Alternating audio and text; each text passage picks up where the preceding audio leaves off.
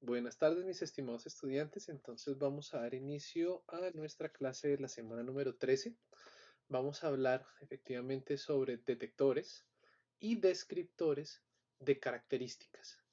Esto nos va a ser sumamente útil a la hora de trabajar con imágenes. Ya paramos un poco el procesamiento de video como tal. Ya no nos va a interesar tanto el cambio temporal, sino nos va a interesar el cambio espacial de la imagen.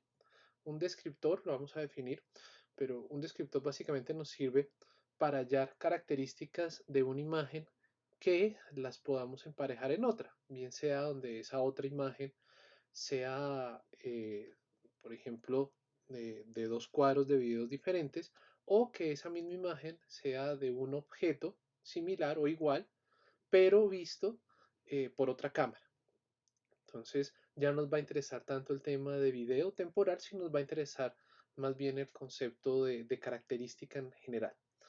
Los objetivos son un montón. Primero, entender los conceptos de la detección de características, detección. Segundo, entender las propiedades que debe tener una característica para que sea pues, asumida como tal. Esto es extraer características de las imágenes. Entonces, primero las vamos a detectar y después vamos a extraer. Espero hallen la diferencia ahora un poco más adelante.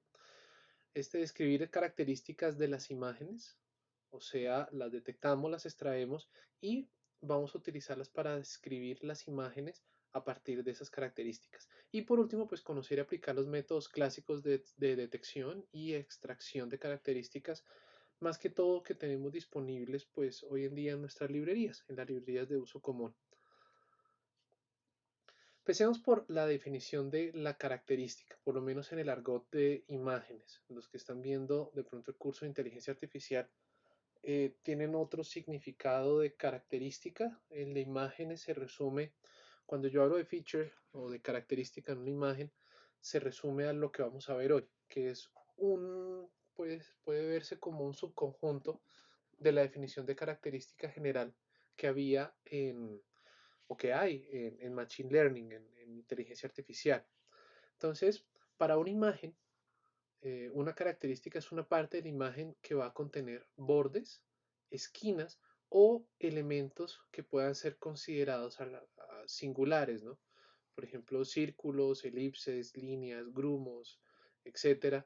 Este tipo de elementos en los cuales yo la voy a encontrar en una imagen y también la voy a encontrar en otra imagen del mismo objeto, pero visto desde otro ángulo, o en el mismo objeto que se está moviendo en el tiempo eh, pues que conserva esas mismas características dependiendo que no van a depender, perdón, de su movimiento o de su vista. Son útiles para emparejar dos imágenes, donde esas dos imágenes, repito, pueden ser temporales o pueden ser espaciales producidas por dos cámaras. Deben ser estables para no diferenciarse entre dos imágenes similares.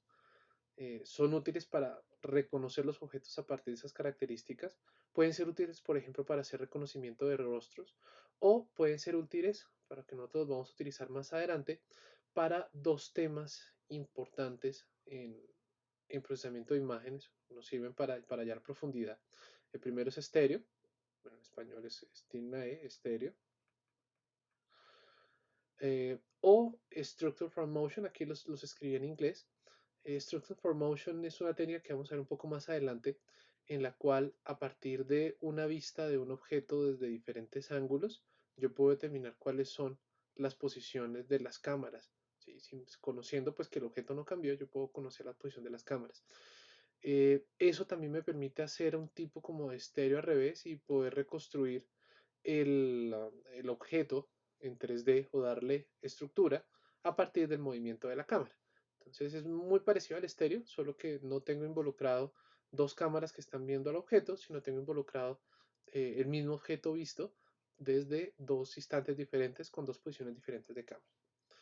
Entonces ya van a ver ustedes que, claro, si yo saco características sobre este objeto y las veo en un cuadro, las veo en el siguiente cuadro, pues para mí va a ser útil, ¿no? Para los dos problemas, tanto para estéreo como para estructura de movimiento. Las características de una buena característica, es chistoso ese título, pero bueno, entonces las características que debe tener de una característica en imágenes es primero la repetitividad.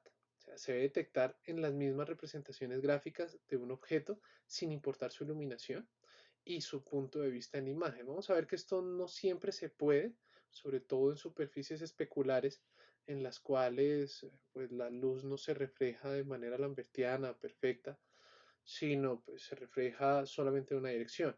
Entonces, esto no siempre se cumple, pero pues lo ideal es que siempre pase.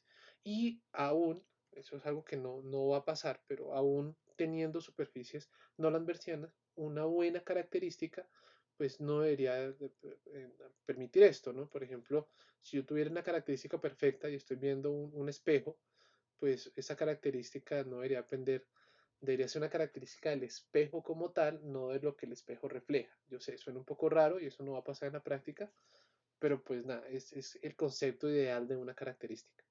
La siguiente, la que en español se puede traducir como prominencia o saliency, son los mismos puntos en diferentes imágenes, deben tener características, si bien no necesariamente iguales, ya que ese sería el caso ideal, por lo menos sí similares. La última característica en español pues puede llamarse como compacidad, sin embargo no me gusta mucho esa palabra, pero es compactness, es la cualidad de compacto o qué tan compacta es la característica, es que las características están descritas por pocos datos, o sea que yo puedo tomar muchos datos y resumirlos en pocos datos que me resumen ese punto o esa zona que yo estoy intentando caracterizar. Esto no lo tienen todas las características, lastimosamente, muchas de ellas toman pocos puntos y los convierten en muchos puntos, donde la característica está dada por todos estos, pero pues bueno, es como lo ideal que debería tener todas las características. Algunos algoritmos cumplen bastante con esto, pero pues nada, no todos. Los pasos de la extracción de una característica son dos. El primero es la detección de la característica, es dónde extraer la característica, ya que no todos los puntos son buenos para extraer las características como tal. Y el segundo paso es la extracción. Ya cuando yo tengo el punto donde yo quiero hallar la característica, ahí sí codifico mi característica. Puede que suene un poco raro ahora, pero casi que todos los algoritmos se dividen en esos dos. Si yo tengo una imagen, entonces este primer algoritmo de detección me va a decir regiones en las cuales sobre mi imagen vale la pena extraer mi característica, por lo menos, por ejemplo acá, vale la pena extraer características en las regiones de altos cambios.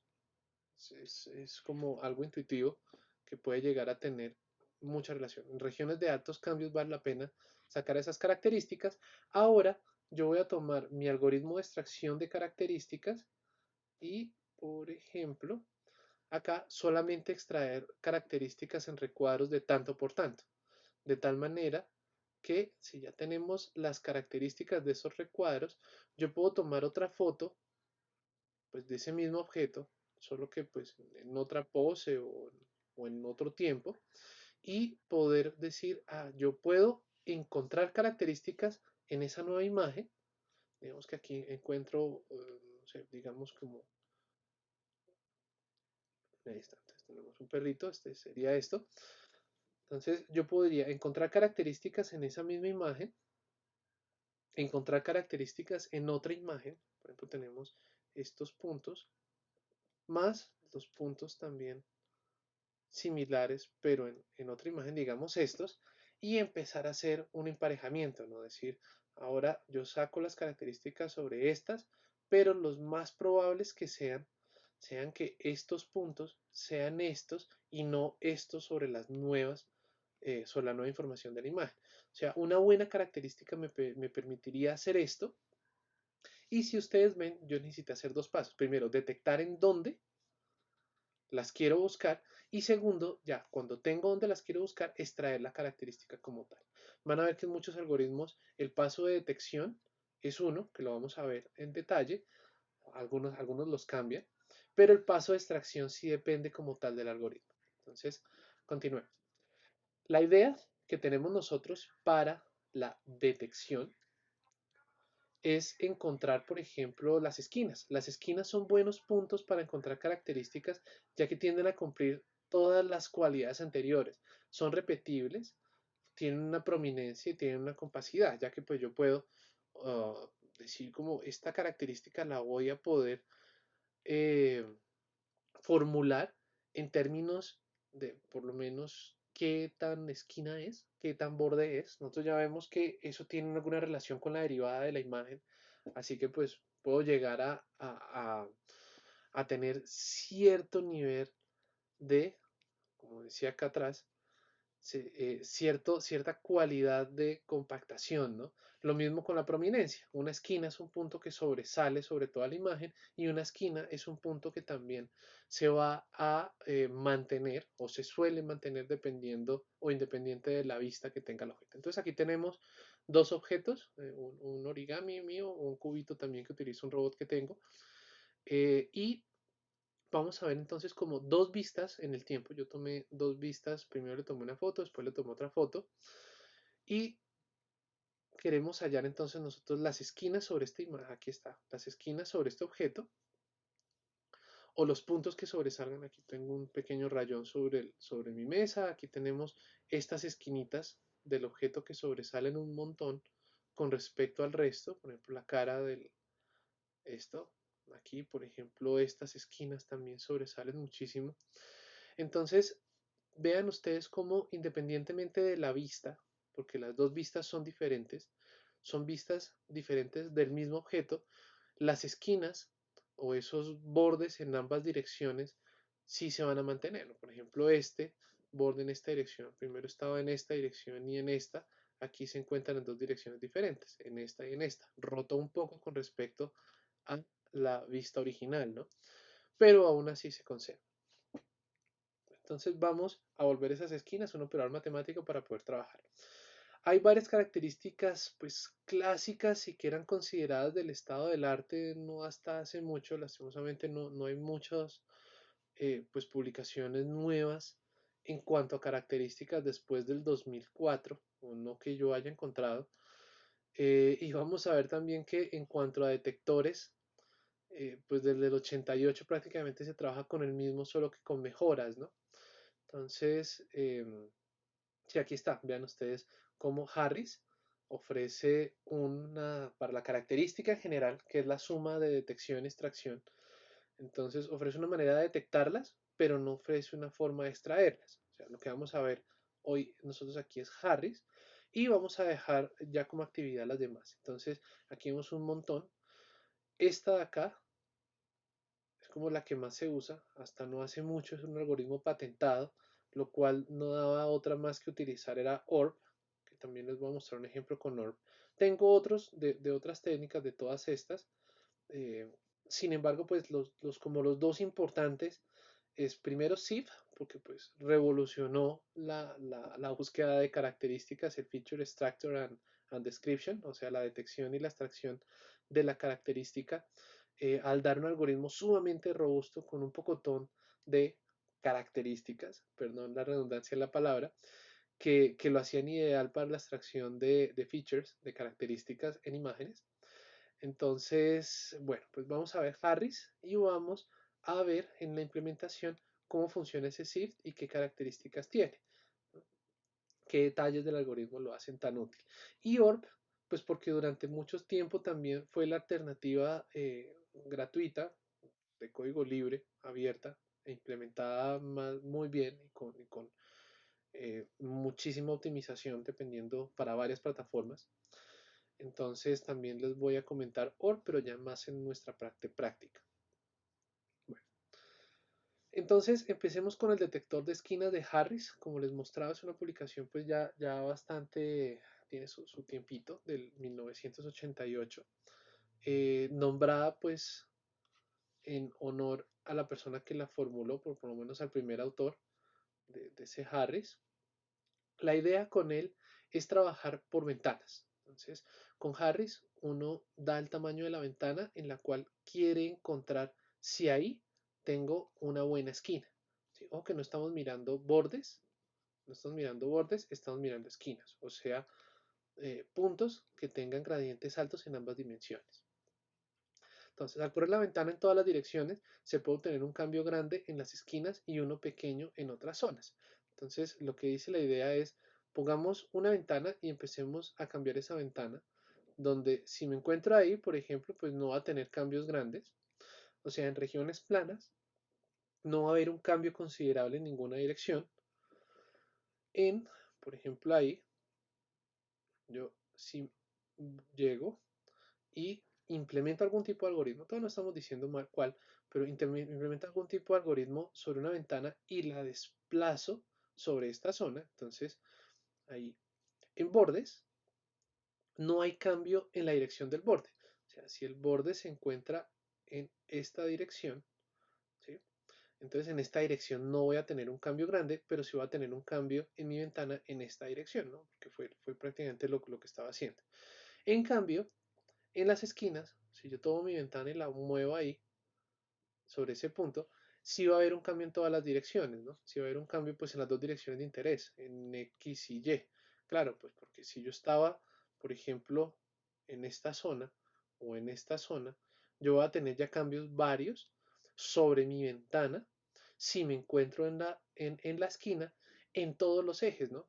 Este punto pues cambió mucho con respecto a este y con respecto a este que es donde se encuentra actualmente.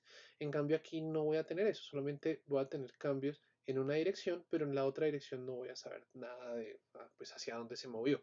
Esto es muy parecido al problema de la apertura, ¿no? Solo que lo estamos utilizando a nuestro favor. La apertura, si ustedes se acuerdan de la clase anterior, era como un objeto, dependiendo de cómo lo miráramos nosotros. Si yo ponía una ventana de búsqueda acá, pues aquí solamente va a tener un cambio en una dimensión, pero si la pongo acá, aquí sí voy a hallar los cambios en las dos dimensiones. Cosa diferente si lo pongo acá también, solamente tengo un cambio en una dimensión y en otra dimensión. En cambio, si yo cuento con una esquina, yo sé para dónde se movió. Entonces, vamos a calcular el detector de Harris. El cambio de la intensidad para el corrimiento U y B lo podemos notar de esta manera. Entonces tenemos un E, que es el resultado de pues, de nuestro detector, va a ser igual a la sumatoria de estos puntos X y Y sobre una ventana. Entonces, esta ventana de acá, ya se las muestro. Ahí está. Entonces, esta ventana, pues puede ser la ventana que nosotros hemos trabajado siempre, pues nuestra ventana de búsqueda, supongamos que va a ser una ventana rectangular. Sin embargo, otros métodos pues implican ya ventanas suaves, pero por ahora trabajemos con ventanas rectangulares, o sea, para el ejemplo que estaba mostrándoles antes, para este, pues una ventana rectangular es que vale 0 donde no me interesa y vale 1 donde sí me interesa. Entonces solamente voy a tener en cuenta esta zona. Listo. Entonces, volvemos por acá. Esta va a ser la ventana que por ahora va a ser una ventana rectangular sobre la imagen. Y aquí es una métrica que nos va a decir, o tenemos la métrica que nos va a decir para un corrimiento U y B sobre nuestra imagen, o sea, tenemos nuestra imagen acá, tenemos nuestra ventanita, esta ventana la vamos a correr U hacia un lado y B hacia el otro. Entonces, pongamos aquí una U, pongámosle con su comillita para que sea bonita la U y B hacia el otro. Entonces, ante un corrimiento U y B, nosotros queremos mirar qué tanto cambia la imagen. Para esto, pues nosotros conocemos solamente dos métricas, ¿no? El SAT o la suma de diferencias absolutas y el SSD o la suma de diferencias cuadráticas, ¿no? Entonces vamos a utilizar SSD, vamos a sacar una sumatoria, vean ustedes, de diferencias elevadas al cuadrado. Entonces vamos a utilizar SSD, donde la resta pues va a ser simplemente la resta entre la imagen desplazada un tanto menos pues la imagen original. Entonces vean ustedes que aquí cambia un poquito el concepto, porque tenemos nuestra imagen original, nuestra imagen igualita al original, solo que desplazada, ahí está, desplazado cierto U y cierto B hacia las dos direcciones. U supongamos que es en X y B supongamos que es en Y. Entonces desplazamos nuestra imagen y tomamos una ventana en las dos. Entonces la ventana sigue siendo las mismas en las dos en coordenadas de X y Y, ¿no? Ahí está, en coordenadas de X y Y, la ventana sigue siendo la misma, solo que restamos la imagen desplazada con respecto a la imagen original. Entonces restamos esta y esta de acá. Entonces ahí está, intensidad, en la misma intensidad le hacemos un desplazamiento, asociamos la ventana. Entonces acuérdense que estamos sumando la diferencia de todos los píxeles uno a uno. Esta ventana, pues como les comentaba, usualmente suele ser una ventana donde vale 1 en la ventana y 0 afuera, algo así como esto, pues obviamente eso tiene dos dimensiones, ¿no? Esto sería algo así, en realidad. Ahí está. O pues puede ser una ventana gaussiana, ¿no? También se puede como para que los cambios más lejanos pues influyan menos en el cálculo de ese borde. Se puede de las dos maneras, supongamos que estamos trabajando con una ventana así, rectangular perfecta. Bueno, entonces, ¿qué nos dice nuestro algoritmo? Vamos en esta ecuación a reemplazar la misma imagen desplazada 1 y b por algo muy parecido a lo que hicimos en nuestra clase anterior. O sea, vamos a sacar la aproximación de Taylor de primer orden de esa imagen desplazada 1 y b. Nuestra aproximación de Taylor de primer orden nos dice que esto es igual a la imagen en el punto.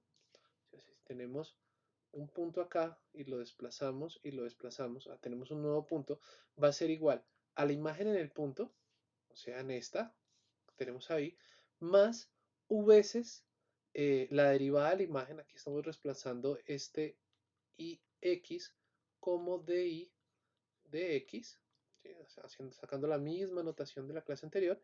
Entonces, a esta dy de x o la derivada de la imagen evaluada en u y la derivada de la imagen evaluada en b. Esto es válido, obviamente, para u y b pequeños. Si u y b es muy grande, pues ya no lo puedo tener. Pero por ahora, pues sí nos va a servir. Estamos haciendo una aproximación de primer orden en los dos gradientes, ¿no? En las dos direcciones, tanto en x, es este, como en y, que es la misma, este y es la misma derivada de y con respecto a y. Bueno, entonces, si reemplazamos todo esto que tengo aquí en nuestra ecuación anterior, en esta, es que es exactamente lo mismo que vamos a hacer, reemplazamos esto, lo ponemos acá. Entonces tenemos dos veces esta y de x, y, e y de x, y, se nos van estas dos, y toda esta expresión se nos vuelve esta que está aquí. O sea, podemos eliminar esto lo volvemos a anotar. Entonces, u y x de xy más b de y de xy al cuadrado, lo podemos denotar simplemente como esto, para hacer nuestra expresión un poco más pequeñita, y ahí está. Y expandimos este cuadrado. Entonces este cuadrado expandido sería u cuadrado y x al cuadrado menos b cuadrado y y cuadrado más dos veces v y x y y. Acuérdense que esta es una imagen, esta es una imagen, este señor es un escalar y este señor es un escalar. O, por decirlo así, pues lo aplicamos píxel a píxel, entonces es multiplicar este escalar por cada uno de los píxeles de nuestra imagen. Esto también tiene todo el sentido siempre y cuando ustedes denoten pues que esto es imagen, imagen, imagen, imagen, y el resto pues son escalares que yo tengo que multiplicar por cada uno de los píxeles de esa imagen. Si lo miramos de esta forma, por cada uno de los píxeles podemos hacer esta aproximación. Bueno, perdón, no es aproximación, esta notación. Entonces, hacemos por cada uno de los píxeles una operación de este estilo, o sea, multiplicamos el u y b que nosotros queremos, premultiplicamos en esta dimensión, o sea, como un vector columna, por, por cada píxel, cada uno de nuestros píxeles lo armaríamos nosotros como una matriz de 2 por 2, en donde aquí se encontraría pues ix2 y x al cuadrado sería el cuadrado eh, de la imagen que nosotros sacamos de derivada. O sea, tomamos nuestra imagen y x de derivada y píxel a píxel le vamos al cuadrado y tomamos este píxel y para esta coordenada x y y en especial y para nuestra rotación u y b entonces lo ponemos aquí.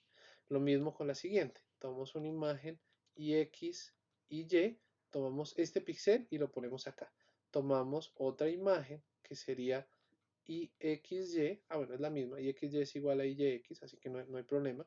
Y tomamos aquí esta otra que sería y cuadrada. Entonces tomamos el mismo píxel, este píxel y este píxel y los notamos acá. Serían este y este. Y nuestra e para cada u y b pues se la podríamos llegar a calcular así. Es una expresión un poco grande, si ustedes ven, porque pues cada uno de estos valores hace parte de cada uno de estos valores en las matrices originales. O sea que por cada píxel pues tengo que hacer esta operación para hallar pues cuánto sería el E de un UIB en especial para todos los valores de la imagen. Vital acá que tengan en cuenta, esto no me está denotando pues toda la imagen como tal, sino para cada píxel tengo que armar esta matriz. Y para cada píxel tengo que premultiplicar y postmultiplicar por un vector columna y un vector fila, pues de U y B, del U y B que yo quiera hallar. Así que computacionalmente es un poquito pesado, pero pues no, es simplemente tener en cuenta estos dos. Entonces, sigamos. Para un U y B pequeño se simplifica a una aproximación bilineal. La aproximación bilineal sería esta que está acá. Nótese que todavía no tenemos la ventana. Entonces, ¿qué vamos a hacer? M va a ser una matriz de 2 por 2 calculada de las derivadas de la imagen. O sea, en M ya le vamos a meter la función de ventana. ¿Qué hicimos? En esta expresión, esta la multiplicamos acá. ¿Por qué? Porque todo esto que está aquí al cuadrado lo tomamos como un solo término y lo tomamos como ese término que está aquí. Entonces, pues nos da lo mismo simplemente entrar esa ventana a nuestra función y esta m la vamos a calcular por ventanas sobre nuestra imagen. O sea, ya no necesito sacar la derivada sobre todo esto, sino solamente sobre la ventanita que me interesa. Y esto ya pues nos facilita un montón el cálculo, ¿no? Entonces saco la derivada sobre la ventana que me interesa y píxel a píxel sobre la ventana que me interesa, pues calculo, esta es la derivada al cuadrado, la multiplicación de las dos derivadas y la derivada al cuadrado. Y con eso hallamos un m. Con ese m ahora lo premultiplicamos y lo postmultiplicamos por el u y b que nos interesan a nosotros y con eso hallamos e. Entonces, aquí dice donde m es la matriz de 2 por 2, miremos qué es este m, miremos qué es este. Entonces, por acá tenemos la derivada en x de nuestra imagen original que es esta, la derivada en x, la derivada en y, son estas dos, y miremos cómo van cambiando. Entonces, si tenemos un borde sobre una imagen de ruido, entonces la vamos a ver solamente en la derivada en x, pero no en la derivada en y. Nótense que aquí no tengo nada que me denote un borde. Si tenemos una región totalmente plana, pues la derivada también va a ser plana y la derivada en y va a ser plana. Nótese aquí cómo la derivada amplificó el ruido. Definitivamente, aquí no tenemos un nivel de ruido tan alto y aquí sí. Si tenemos una esquina, pues la voy a detectar en la derivada en x y la voy a detectar en la derivada en y, ¿no? Donde el punto de borde es donde estas dos tienen valor mayor o mayor valor.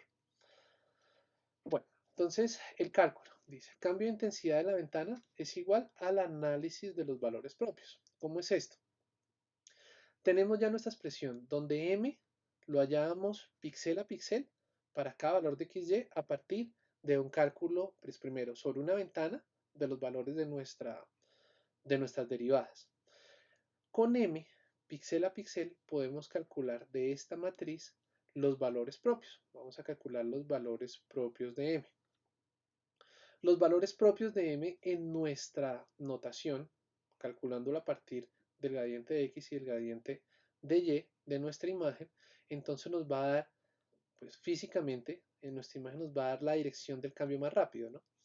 Entonces tenemos acá este valor propio máximo o la raíz cuadrada de ese valor propio máximo nos va a dar la dirección del cambio máximo y nos va a dar también la dirección del cambio más lento o hacia dónde se encuentra el cambio más lento en nuestra imagen. O sea, si sacamos cuál es el lambda mínimo entre estos dos y le sacamos esta raíz cuadrada, pues nos va a dar la dirección del cambio más lento.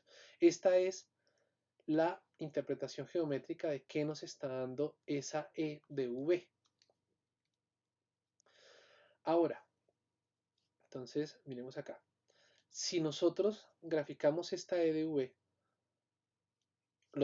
de esta E de V, nosotros graficamos los valores propios, entonces vamos a tener una gráfica algo así como esta.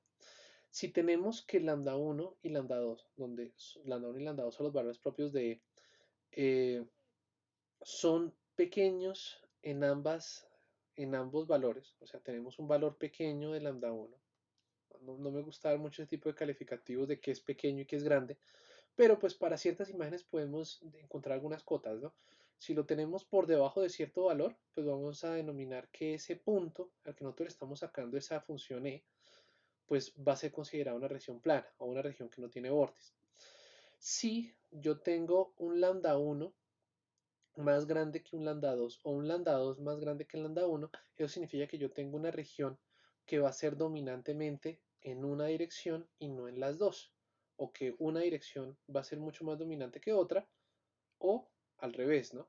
Que la dirección 1 más que la dirección 2 o que la dirección 2 más que la dirección 1. Notes que esto no me dice cuál de las dos, solamente me dice una de las dos.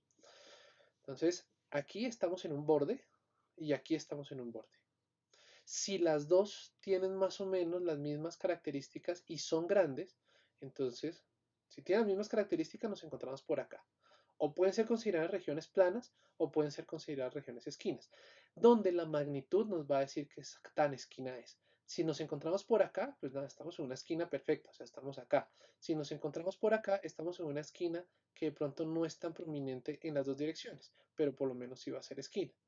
Si nos encontramos, por ejemplo, por acá o por acá, significa eso, que me veo en una dirección o me veo en otra dirección.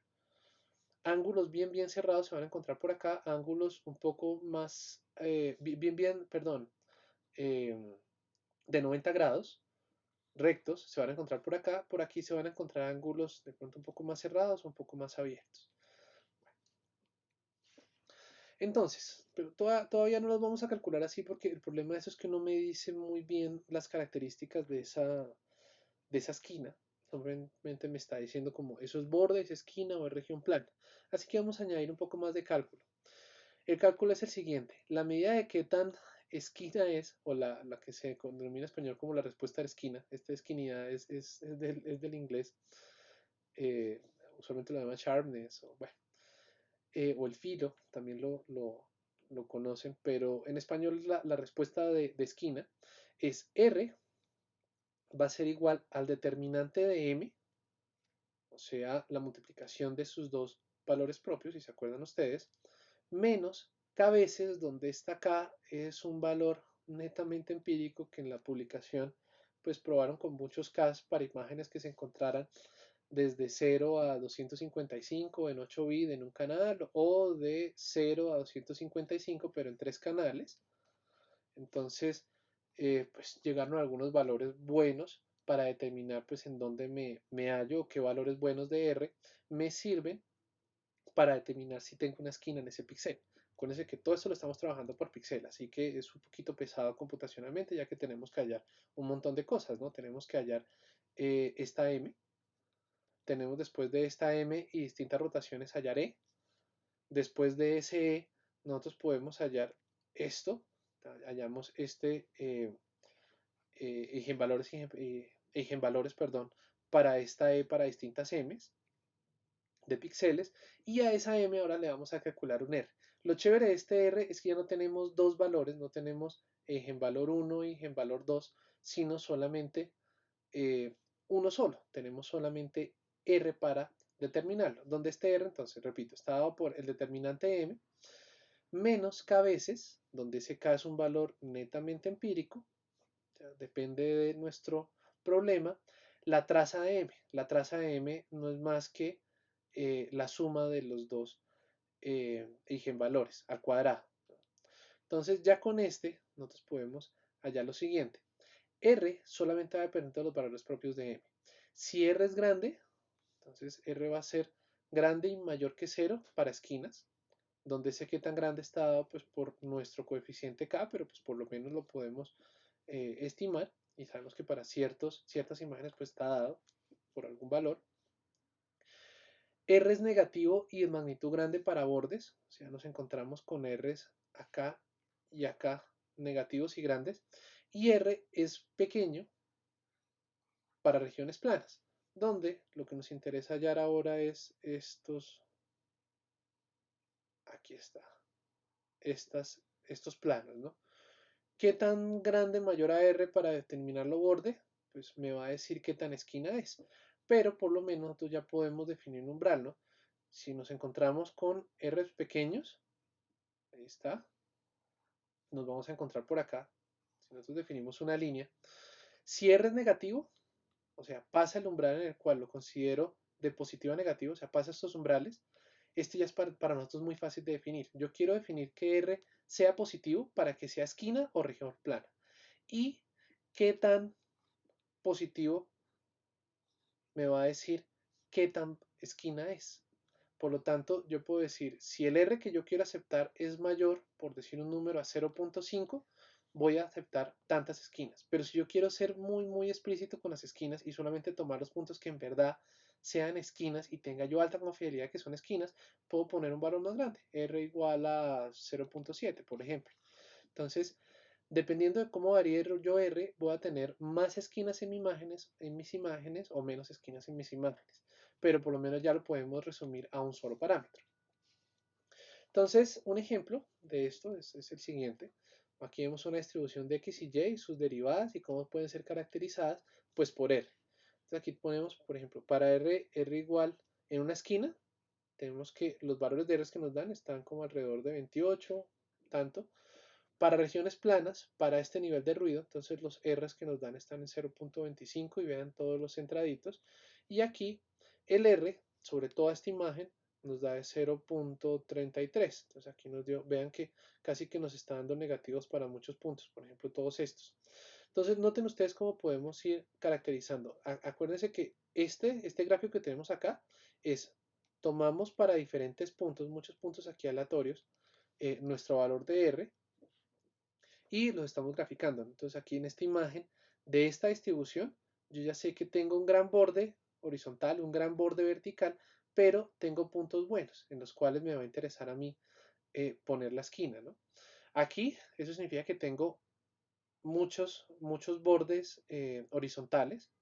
O sea, claro, miren esta gran línea que hay acá.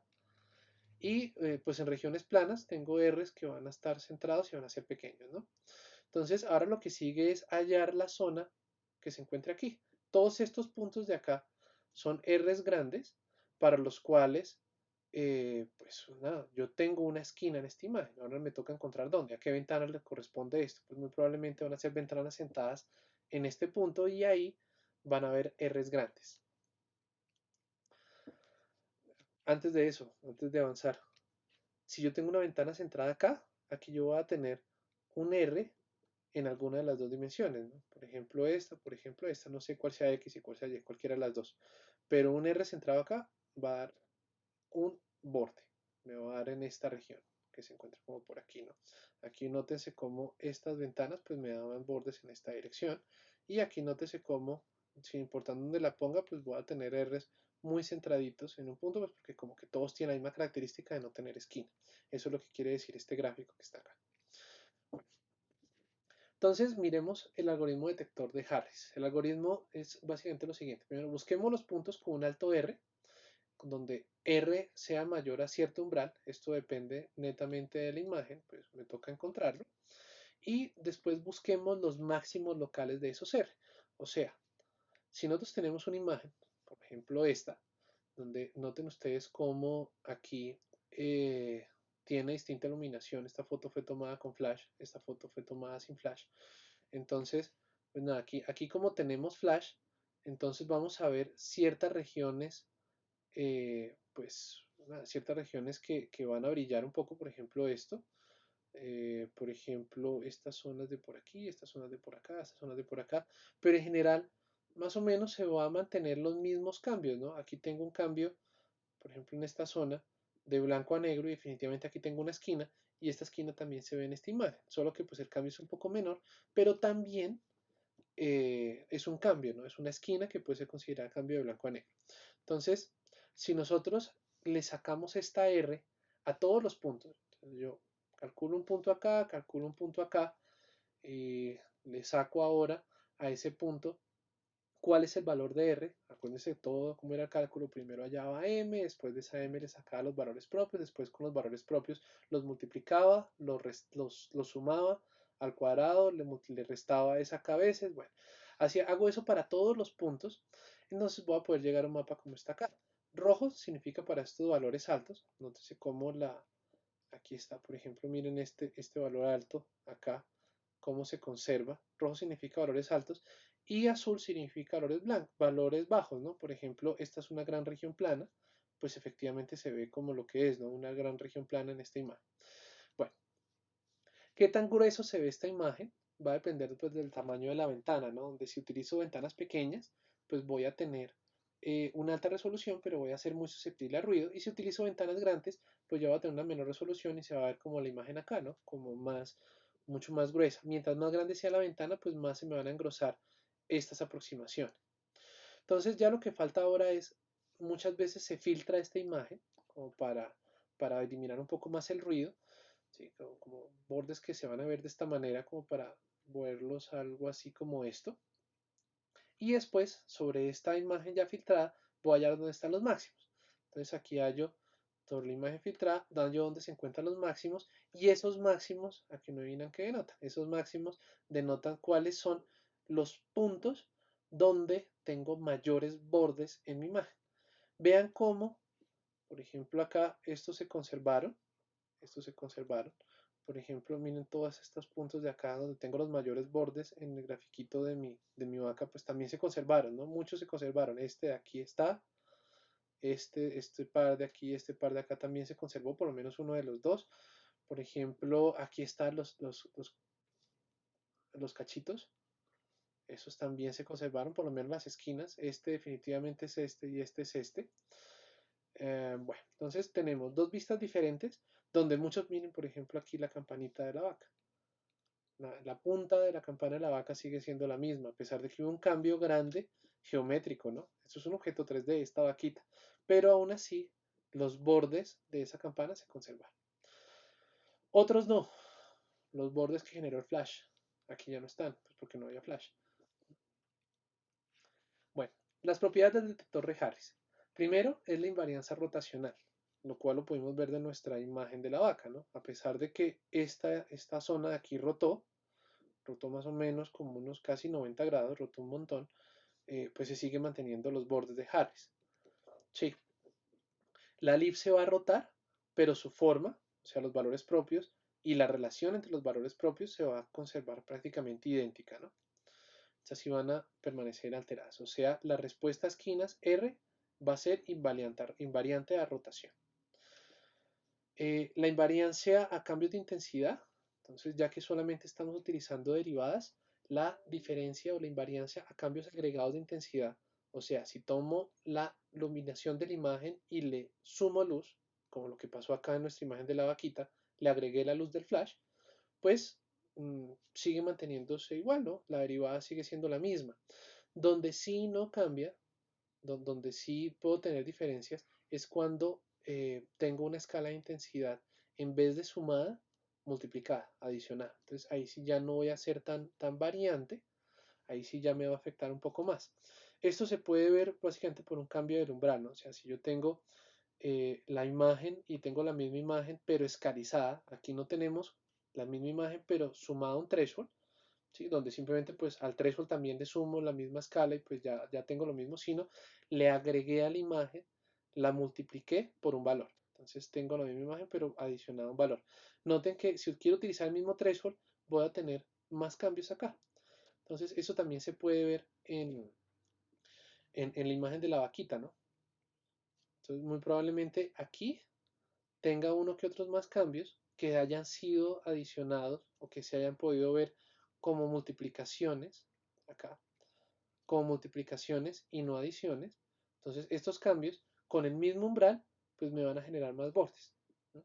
O si tengo cambios pues para el otro lado, si yo tengo aquí la imagen, digamos, por ejemplo esta, pues voy a generar menos bordes porque menos bordes van a cumplir la cuota que yo estoy dando de intensidad. Sin embargo, pues esto de aquí no es tan común. La mayoría de cambios son cambios aditivos de este estilo. Yo le estoy adicionando más luz a la imagen, o sea, no me va a afectar tanto. Este tipo de cambios es más que todo, o sea, más que todo cuando yo tomo la imagen y la multiplico por un valor. Se dan en software, por decirlo así. Entonces debo tener en cuenta que esto va a adicionar, pues si A es mayor que 1, esto le va a adicionar bordes a la imagen. Bueno, siguiente es que no es invariante a la escala. ¿Por qué? Si yo parto de una escala en la cual tengo cambios, o mi ventana me genera cambios en las dos direcciones. Por ejemplo, esta ventana que acabo de dibujar con respecto a estas pequeñas ventanas que yo estoy dibujando acá. Aquí solamente tengo un cambio en una dirección, aquí tengo cambio en esta, aquí tengo cambio en esta, ¿no? Sin embargo, aquí en esta ventana sí tengo cambios en esta dirección y en esta dirección.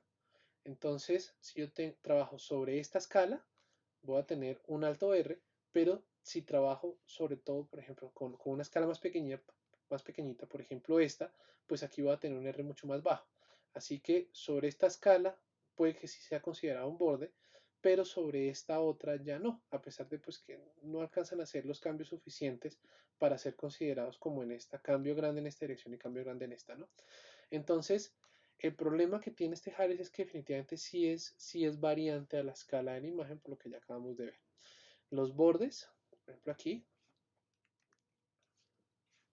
voy a ver, ahí, yo voy a ver bordes, mientras que en esta escala yo voy a ver una esquina. Ya, esta pues es una aproximación de esta, la pinté más pequeñita, ¿no? Aquí sí voy a ver esquina, borde y borde, pero aquí solamente voy a ver borde porque nada más tengo cambios en una dirección prominente. Bueno, entonces las propiedades tenemos diferente calidad a diferentes escalas. Por ejemplo, aquí tenemos la imagen en una escala 1, donde 1 implica que pues, trabajo con la imagen original. Aquí tengo una repetitividad alta, ¿no? De aquí salto acá. Si yo le agrego un poquito más de tamaño a la imagen, manteniendo todo igual, manteniendo la cantidad, el umbral igual y la ventana igual, nótense cómo a diferentes escalas la repetitividad del punto va bajando. Ahí está. Harris, hay otro algoritmo que es Harris, pero supongamos una solamente, Harris, ¿no? Entonces, vean cómo baja la repetitividad con respecto al factor. Ya con una escala de 2, pues solamente tengo que el 20% de los puntos se mantuvieron, ¿no? Si yo le pongo una escala de 4, pues nada, ya casi que ninguno de los puntos se mantuvo y cambiaron prácticamente todos. Entonces, este va a ser pues el gran problema que tiene Harris. Si yo tengo escalas diferentes, pues eh, los objetos ya van a variar. Las características o la detección de esas características, que es lo que queremos hacer con Harris, no va a ser la misma. Eso pues va a ser un problema. Eso también pasa cuando tenemos la cámara quieta, la resolución quieta, pero el objeto se acerca o se aleja. Entonces tampoco va a ser muy útil en cuanto a esto. En cambio, en cuanto a la rotación, noten ustedes que aquí tenemos el cambio en ángulo. Para ángulos pues cercanos a 45, también como para ángulos entre 120 y 140, que si ustedes ven pues son estos ángulos. Estamos tomando esta imagen y la estamos rotando hasta 180.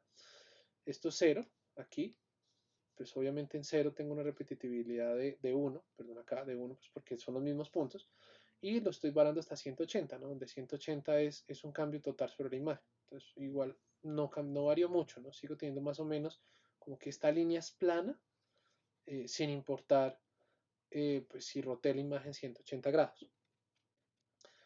Sí, vean que en el peor de los casos, Harris, que fue la técnica que les enseñé, estaba alrededor de 70, por encima de 75%. Esto es con respecto a muchas imágenes que realizaron como esos cambios de rotación y escala y pues graficaron qué tan repetibles eran los puntos. Vamos a ver otra técnica que es Sift.